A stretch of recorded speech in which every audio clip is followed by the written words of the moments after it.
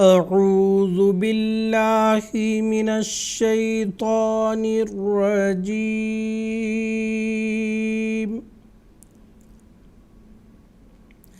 بسم الله الرحمن الرحيم۔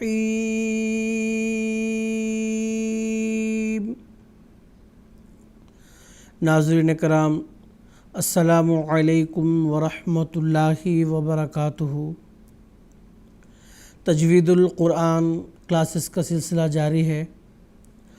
آج خاکسار آپ حضرات کی خدمت میں ایک اور کلاس کے ساتھ حاضر ہے۔ ناظرین کرام، گزشتہ کلاس میں ہم نے آخر پر قاعدہ وقف کے بارے میں پڑھ رہے تھے۔ آج انشاءاللہ اسی قاعدہ وقف کا کچھ حصہ ہم پڑھیں گے اور نیز آگے ایک دو اور قواعد پڑھیں گے۔ ناظرین کرام، ہم ترتیل کے جو حصے دو ہیں اس تعلق سے پڑھ رہے ہیں۔ ترتیل کے دو حصے ہیں، جیسا کہ میں بتا چکا ہوں کہ ایک تجوید الحروف جس کے تعلق سے ہم تفصیل سے پڑھ چکے ہیں، اور ایک معرفت الوقوف جو ہم کل کے کلاس سے شروع کر چکے ہیں۔ معرفت الوقوف میں جیسا کہ ذکر ہو چکا ہے کہ دو حصے اس میں شامل ہیں۔ نمبر ایک محل وقف، نمبر دو کیفیت وقف۔ محل وقف میں فی الحال قاعدہ یسرنا القرآن میں 4 مقامات کا ذکر ہے، یا آپ دوسرے لفظوں میں یہ کہیں 4 علامات یا 4 مقامات کا ذکر ہے، جن کو رموز بھی کہتے ہیں، یعنی رموز اوقاف، رکنے کی جگہیں، رکنے کی علامات، رکنے کے نشانات۔ تو ہم اس تعلق سے پڑھ چکے ہیں کہ ایک علامت آیت جو گول دائرہ ہے، ایک حرف میم جو وقف لازم کی علامت ہے، اور ایک حرف طا جو وقف مطلق کی علامت ہے، اور ایک حرف جیم جو وقف جائز کی علامت ہے۔ یہ محل وقف کے 4 مقامات ہیں جس کا ذکر قاعدہ یسرنا القرآن میں ہے۔ اس کے بعد ہم معرفت الوقوف کا دوسرا حصہ یعنی کیفیت وقف، اس کی ہم شروعات کر چکے ہیں، کچھ حصہ گزر بھی گیا ہے۔ کیفیت وقف سے مراد کس طرح سے وقف کرنا ہے۔ پہلے حصے میں یہ تھا کس جگہ پر وقف کرنا ہے یعنی محل وقف، اور دوسرا حصہ یہ ہے کہ کس طرح سے وقف کرنا ہے یعنی کیفیت وقف۔ تو اس تعلق سے ہم قاعدہ وقف پڑھ چکے ہیں کہ جس میں 4 باتیں ہیں۔ نمبر 1، اگر آخری حرف یعنی جس عبارت کے آخر میں ہم وقف کر رہے ہیں اس عبارت کا آخری حرف اگر گول تا ہے، جس کو تاء مدورہ بھی کہتے ہیں یا تاء مربوطہ بھی کہتے ہیں، تو ہم آسان الفاظ میں یاد رکھنے کی خاطر گول تا کہیں گے۔ تو اگر آخری حرف گول تا ہے تو اس کو ہاء ساکنہ میں تبدیل کر کے پڑھیں گے۔ مثال کے طور پر کل ہم پڑھ چکے ہیں قوتن سے قوہ۔ اس کے بعد قاعدہ وقف کی دوسری اور ضروری بات یہ ہے کہ آخری حرف پر اگر 2 زبر ہوں تو اس کو 1 الف میں تبدیل کر کے پڑھیں گے۔ مثال کے طور پر ایک لفظ ہے جزءاً، آخر پر حمزہ پر جو ہے نا 2 زبر ہیں، اس کو ہم نے 1 الف میں تبدیل کر کے پڑھنا ہے۔ کیسے پڑھیں گے؟ جزء۔ تو یہ ہو گئی دوسری بات۔ اس کے بعد تیسری اور ضروری بات وہ یہ ہے کہ آخری حرف اگر متحرک ہے، یعنی جس پر زبر یا زیر یا پیش یا 2 زیر یا 2 پیش ہیں، تو اس کو ساکن کریں گے۔ مثال کے طور پر رسولی ایک لفظ ہے، لام کے نیچے زیر ہے، اب لام جو ہے وہ متحرک حرف ہے، جب ہم اس پر وقف کریں گے رسول. اسی طرح والدتک کا ہے، اس کو ہم پڑھیں گے وقف کرتے ہوئے والدتک. تو یہ کل تک ہم پڑھ چکے ہیں. اس کے بعد جب ہم قرآن مجید کی تلاوت کریں گے تو ایک آیت ختم ہوتی ہے، اس کے بعد دوسری آیت شروع ہو رہی ہے. تو ان دونوں آیات کے بیچ میں گول دائرہ ہے اور گول دائرہ کے اوپر لام الف لا لکھا ہوا ہے. تو جو گول دائرہ ہے اس کے بعد جو حرف شروع ہوتا ہے، اگر وہ حرف مشدد والا ہے یعنی جس پر تشدید ہے تو اس کو کس طرح پڑھیں گے، تو اس تعلق سے ہم ابھی پڑھیں گے. تو اس کو پڑھنے کا طریقہ سب سے پہلے تو یہ ہے کہ اگر آپ اس کو وقف کرتے ہیں یعنی دونوں آیات کو الگ الگ کر کے پڑھتے ہیں تو ہم پڑھیں گے. مثال کے طور پر اب مشق میں آپ دیکھیں گے ایک لفظ ہے غفور الرحیمن، اس کے بعد والمحصنات رحیمن، یہاں پہ آیت ختم ہو رہی ہے، اس کے بعد والمحصنات دوسری آیت شروع ہو رہی ہے.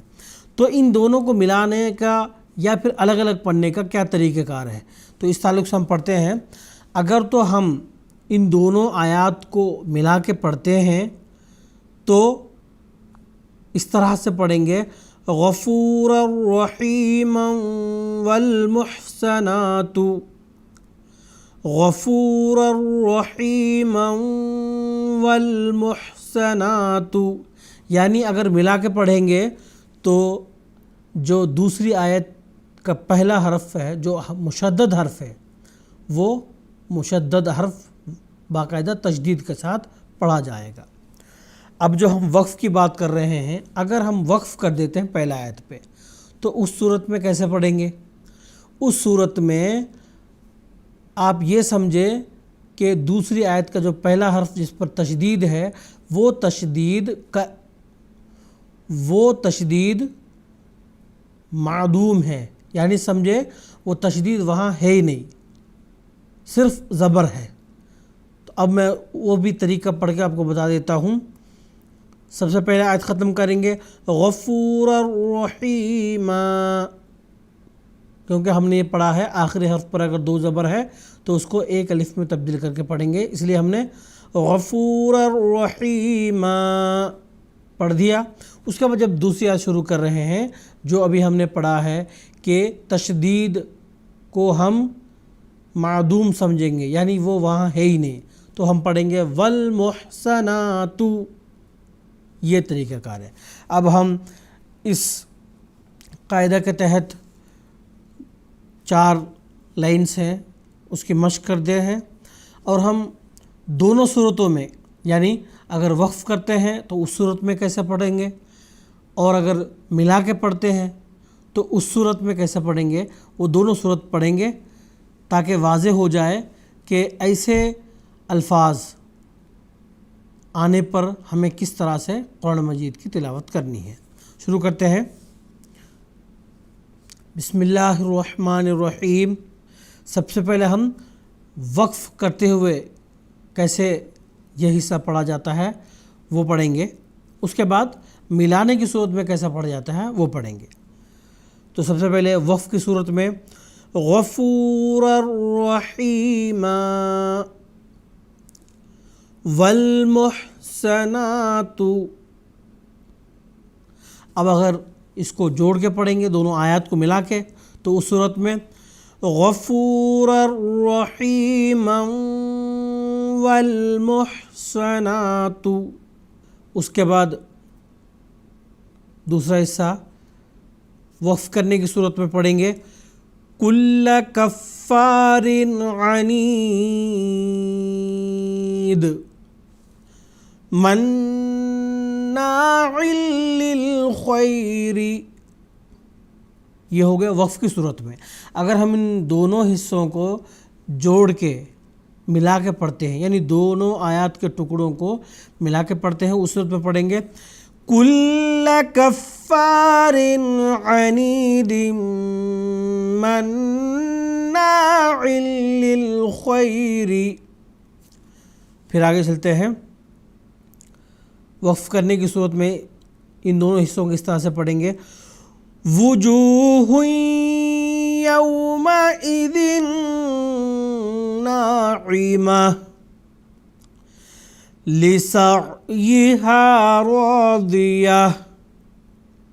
اگر ان دونوں کو ہم ملا کے پڑھیں گے وجوہ یومئذ ناعمۃ لسعیہا راضیہ.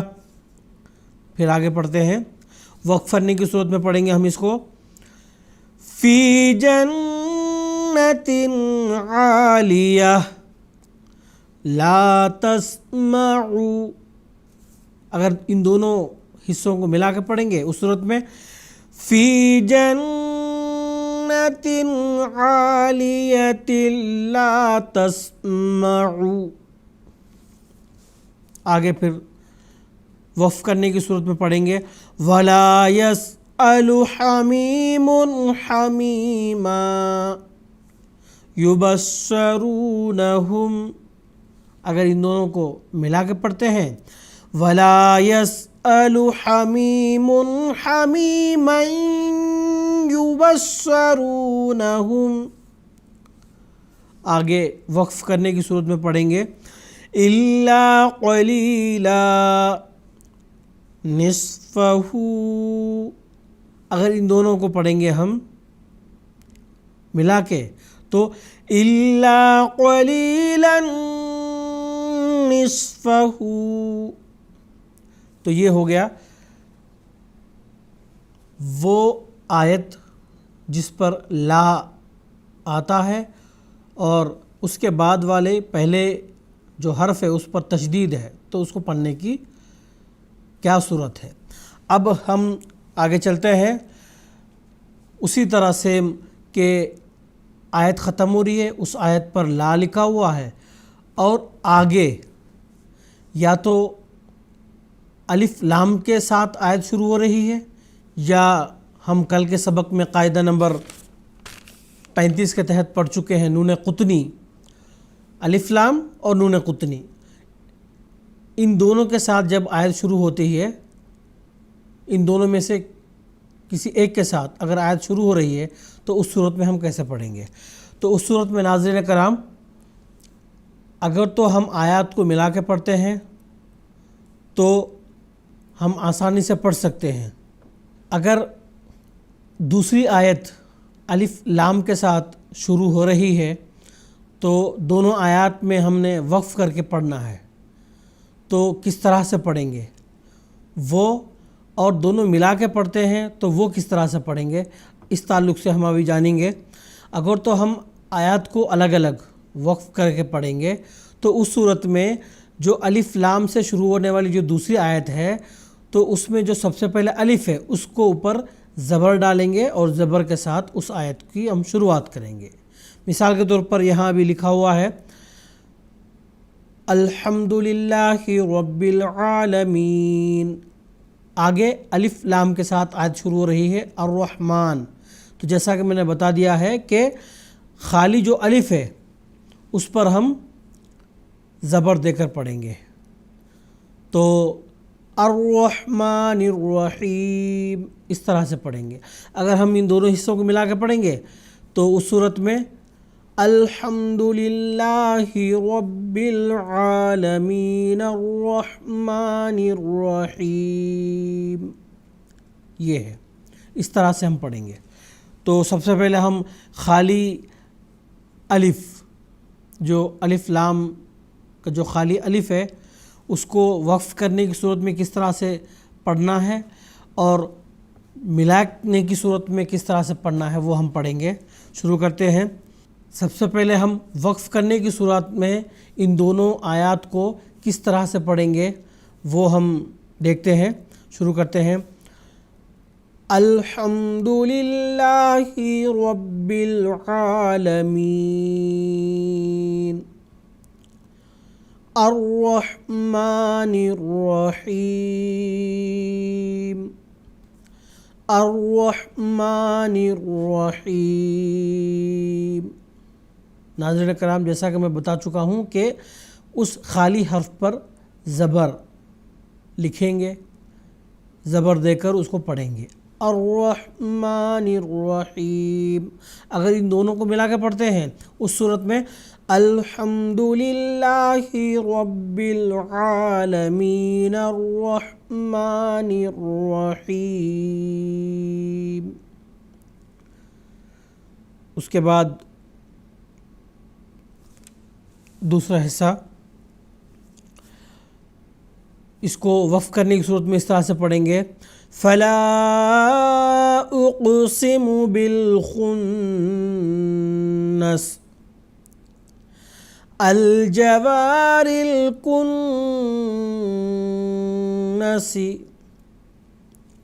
جیسا کہ میں بتا دیا ہوں کہ الف لام کے الف پر زبر دے کر پڑھیں گے، الجوار الکنس۔ ان دونوں کو اگر ملا کے پڑھنا ہے اس صورت میں فلا اقسم بالخنس الجوار، خنس الجوار، اس طرح سے پڑھیں گے۔ آگے چلتے ہیں، وقف کی صورت میں اس طرح سے پڑھیں گے ان دونوں آیات کے حصے کو، ارم ذات العماد التی، یعنی الف پر زبر دے کر پڑھ لیا ہم نے۔ اگر ان دونوں کو ملا کے پڑھیں گے، ارم ذات العماد التی، اس کے بعد پھر وقف کرنے کی صورت میں ھدی للمتقین الذین، اگر ہم ملا کے پڑھیں گے ھدی للمتقین الذین۔ اب آگے ہم نون قطنی کے تعلق سے پڑھتے ہیں۔ ناظرین کرام، جیسا کہ ہم قاعدہ نمبر 35 کے تحت نون قطنی کے تعلق سے پڑھ چکے ہیں کہ ملا کے پڑھنے کی صورت میں کیسے پڑھتے ہیں، اور اگر وقف کرتے ہیں تو اس وقت کیسے پڑھتے ہیں۔ وقف کرنے کی صورت میں نون قطنی کا جو نون ہے وہ نہیں پڑھا جاتا، اگر ملا کے پڑھیں گے اس صورت میں نون قطنی پڑھا جاتا ہے۔ اب دیکھتے ہیں کس طرح پڑھا جائے گا۔ یہ پہلا حصہ، اگر ہم اس کو الگ الگ کرتے ہیں، پڑھیں گے عرضا الذین، نون قطنی نہیں پڑھا جائے گا بلکہ وہ جو الف ہے اس پر زبر دے کے پڑھیں گے الذین۔ اب ہم پڑھیں گے ملانے کی صورت میں کس طرح سے اس کی تلاوت ہوگی، عرضا الذین، عرضا الذین، وقف ہو عرضا الذین۔ آگے پھر وقف کرنے کی صورت میں خبیرا الذی، اگر ملا کے پڑھتے ہیں خبیرن الذی۔ اس کے بعد اگلا حصہ وقف کرنے کی صورت میں یوم یجعل الولدان شیبا السماء، اگر ان کو ملا کے پڑھتے ہیں یوم یجعل الولدان شیبا السماء۔ آگے اگر ہم اس کو وقف کرتے ہیں معتد مریب الذی، اگر ان کو ملا کے پڑھتے ہیں معتد مریب الذی، معتد مریب الذی۔ اب ایک اور صورت، یعنی وہ آیت جس پر لا آتا ہے، تو اس کے بعد والی جب آیت خالی الف کے ساتھ، یعنی جس میں کوئی حرکت نہیں ہے، اور اس کے بعد اس الف کے بعد جزم ہے، تو اس صورت میں کیسے پڑھتے ہیں، تو اس کے بارے میں جانتے ہیں۔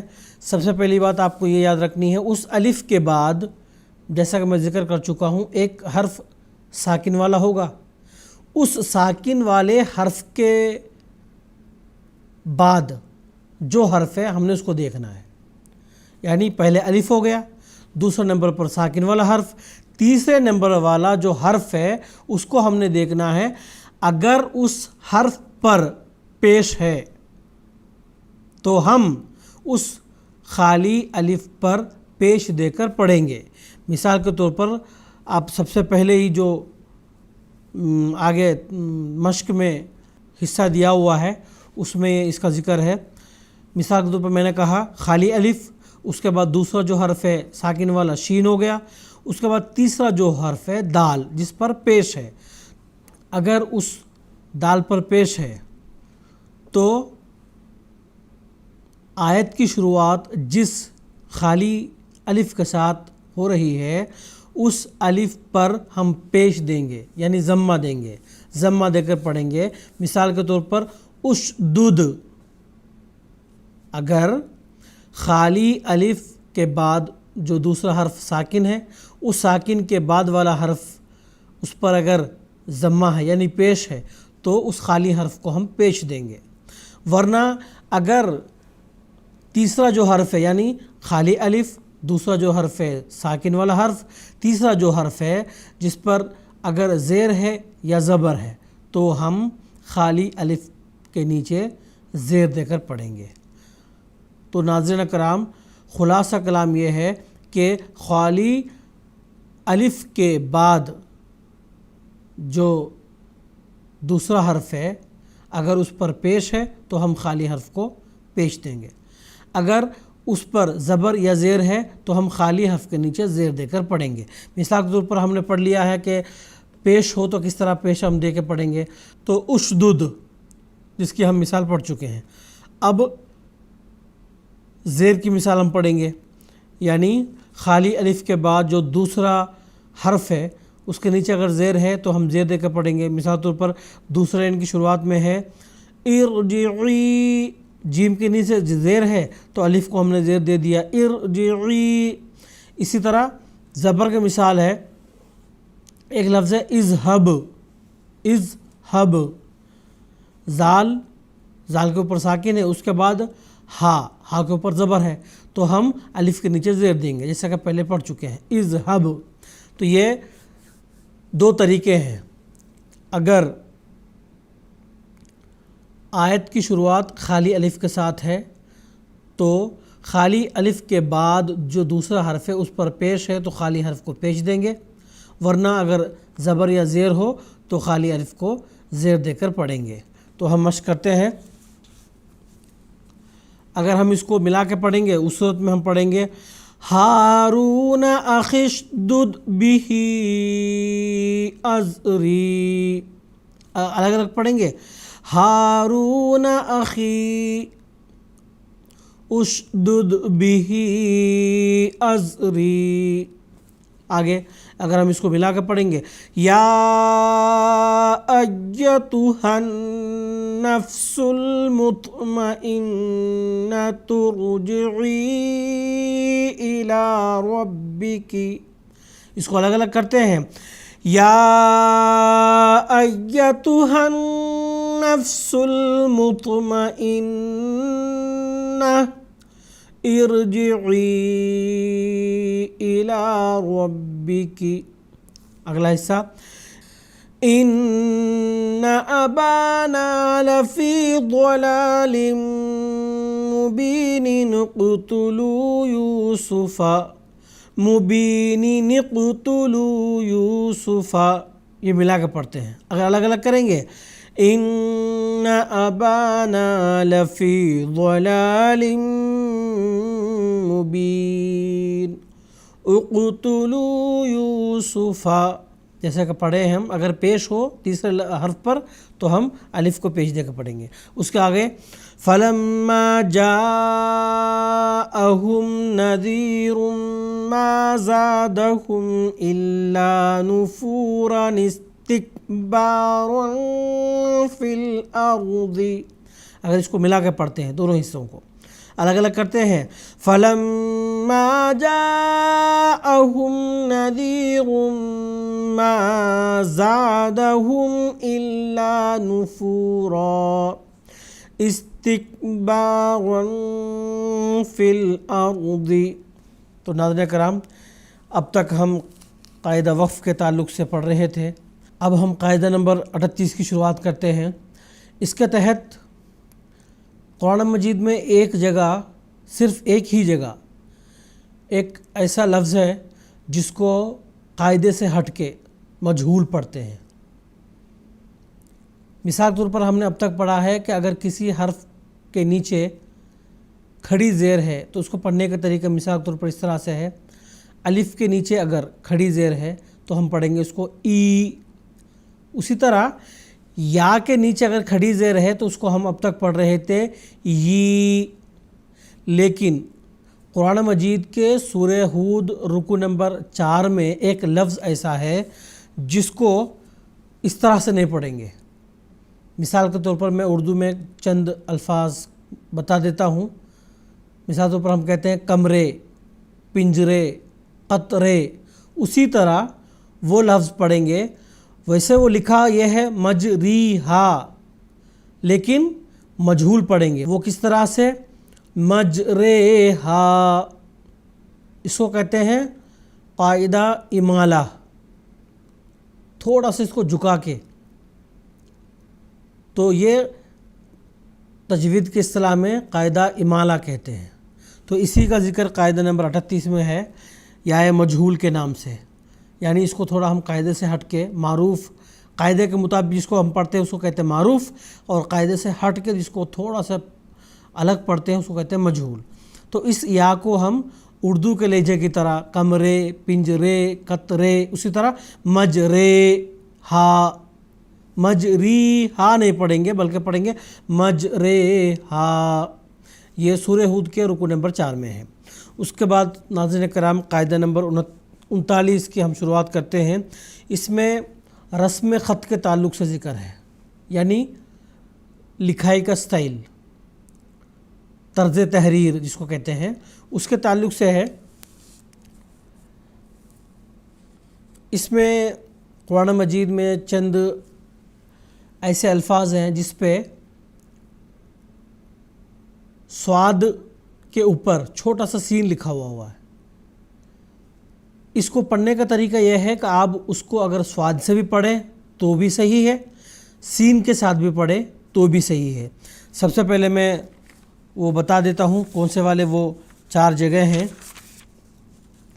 سورہ بقرہ رکوع نمبر 32 میں ہے ایک لفظ یبسطو، اس کو اگر آپ صاد سے پڑھیں گے ایسے پڑھ سکتے ہیں یبسطو، اگر سین سے پڑھنا ہے یبسطو۔ اسی طرح سورہ اعراف رکوع نمبر 9 میں ہے بسطتن، صاد سے لکھا ہوا ہے، اگر آپ صاد سے پڑھنا چاہیں گے وہ بھی صحیح ہے، سین سے پڑھنا چاہیں گے وہ بھی صحیح ہے۔ مثال کے طور پر صاد سے پڑھیں گے بسطتن، بسطتن، اگر سین سے پڑھنا ہے بسطتن۔ اس کے بعد سورہ طور رکوع نمبر 2 میں ہے ہم المسیطرون، مسیطرون، صاد کے ساتھ۔ اگر سین کے ساتھ پڑھنا ہے ہم المسیطرون۔ اس کے بعد سورۃ الغاشیہ، اس میں ایک لفظ ہے بمسیطر، بمسیطر، اگر سین کے ساتھ پڑھنا ہے بمسیطر۔ آگے سورۃ الانبیاء میں ایک لفظ ہے ننجل، اس کو دونوں طریقے سے لکھا گیا ہے۔ تو لکھنے میں اور پڑھنے میں، لکھنے میں بے شک جیسا بھی ہو، پڑھنے میں ایک جیسے یہ پڑھے جائیں گے۔ مثال طور پر آپ اسکرین پہ دیکھ سکتے ہیں دونوں طریقے کے کہ کس طرح سے ننجل پہلے میں لکھا ہوا ہے، اس کے بعد دوسرے میں ننجل کس طرح سے وہ دوسرے میں لکھا ہوا ہے۔ یہ دونوں طریقے درست ہیں، پڑھیں گے ایک ہی جیسے ننجل مؤمنین، ننجل مؤمنین۔ اس کے بعد ہم ناظرین کرام قاعدہ نمبر 40 کی طرف چلتے ہیں الف زائدہ کے تعلق سے۔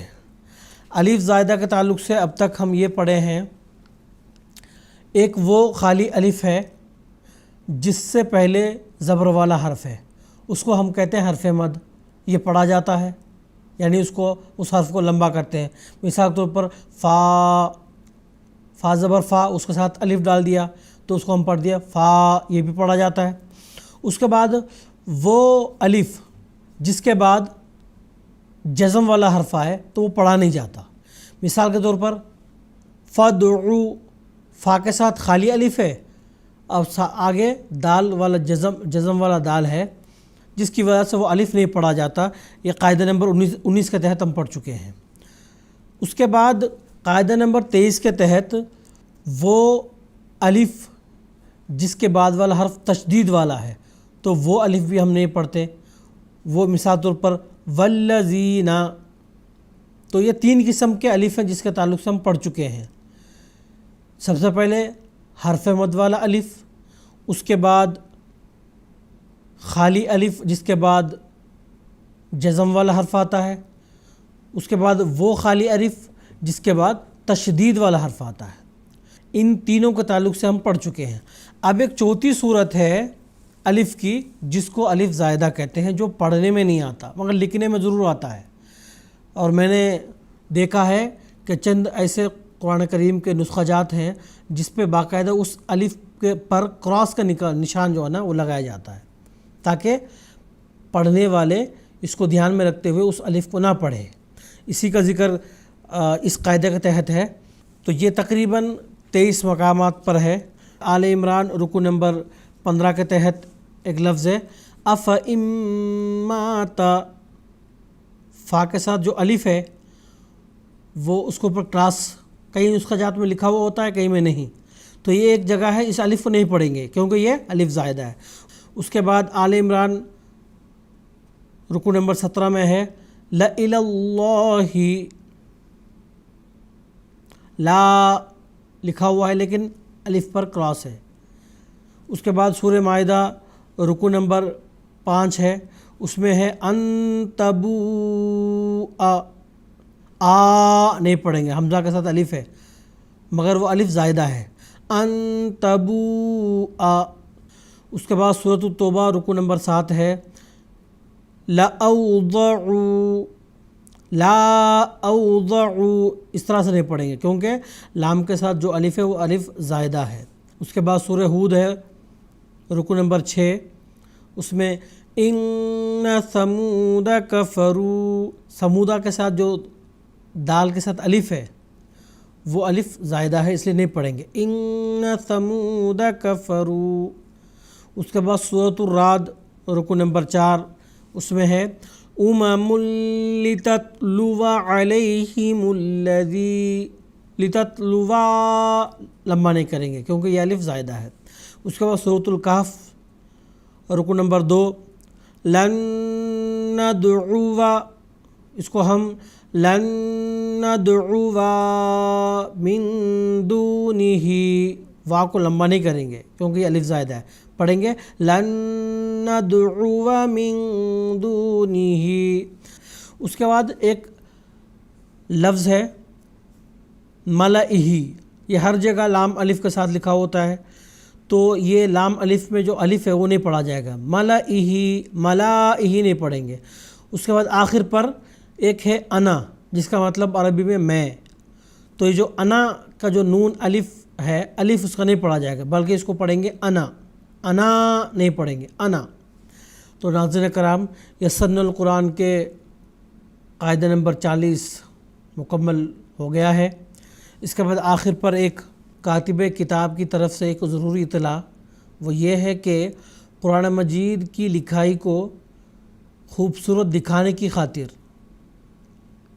مختلف تحریر کا استعمال ہوتا ہے، یعنی طرز تحریر، اس کی لکھائی سے قرآن مجید کے الفاظ کی خوبصورتی ظاہر ہو، اس کا مقصد یہ ہوتا ہے۔ تو اس وجہ سے کچھ حروف اور کچھ حرکات آگے پیچھے ہو جاتے ہیں جس کی وجہ سے جو بچے قرآن مجید ابھی سیکھ رہے ہوتے ہیں ان کو دقت ہوتی ہے، وہ اس حصے کو کچھ کا کچھ پڑھ دیتے ہیں۔ تو اس کا چند مثالیں یہاں دیے ہیں تاکہ اگر ان کو پڑھتے ہوئے بچہ غلطی کرتا ہے تو اس وقت ہم بچے کی رہنمائی کریں کہ یہ لکھنے میں ضرور ایسا ہے لیکن اس کا پڑھنے کا یہ طریقہ ہے۔ تو اب دیکھتے ہیں، مثال کے طور پر سب سے پہلے لکارہون، اس کو آپ دیکھیں ایسا لگتا ہے کہ لام کے نیچے زیر ہے اور کاف کے اوپر زبر ہے۔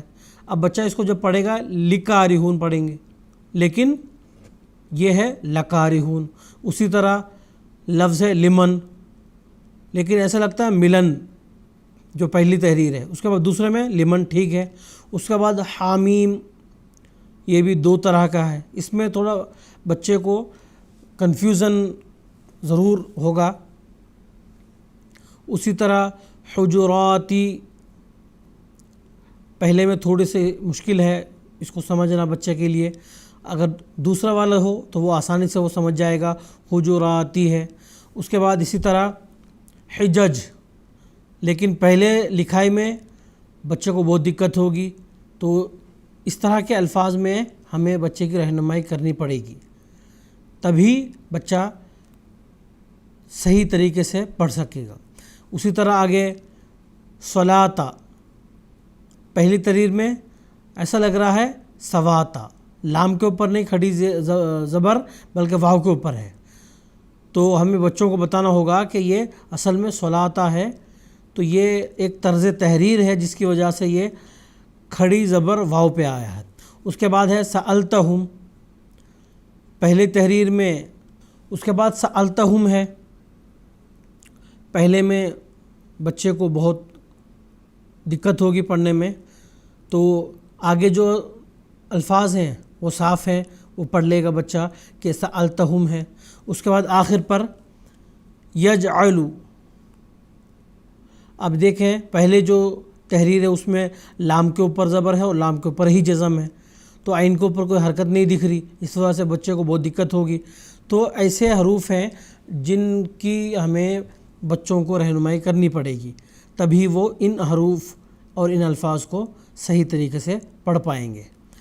تو اللہ تعالیٰ کے فضل و کرم سے ہم آج یسن القرآن مکمل مشق کر لیے ہیں، اور جو جو قواعد وقتاً فوقتاً اس میں دیے گئے ہیں مختصراً اور جامع، تاکہ وہ احباب جو ابھی قرآن مجید سیکھنا چاہ رہے ہیں یا سیکھ رہے ہیں وہ بھی سمجھیں، اور وہ احباب جو پڑھنے جانتے بھی ہیں اور کچھ نئے قواعد کے ساتھ ان کے علم میں اضافہ ہوا ہے۔ تو مین مقصد یسن القرآن شروع کرنے کا یہی تھا کہ اس سے وہ احباب استفادہ کر سکیں جو بالکل ابتدائی سٹیج پر، یعنی قرآن مجید سیکھنا چاہتے ہیں یا سیکھ رہے ہیں۔ یہ سب سے پہلے مرحلہ تھا ہمارا۔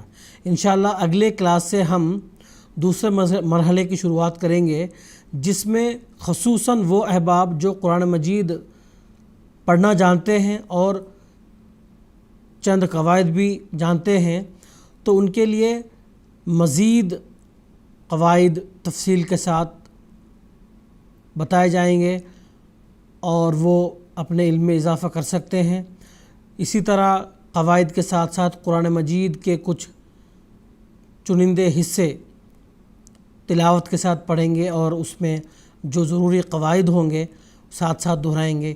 انشاءاللہ اگلی کلاس میں ہماری ملاقات ہوگی۔ السلام علیکم ورحمۃ اللہ وبرکاتہ۔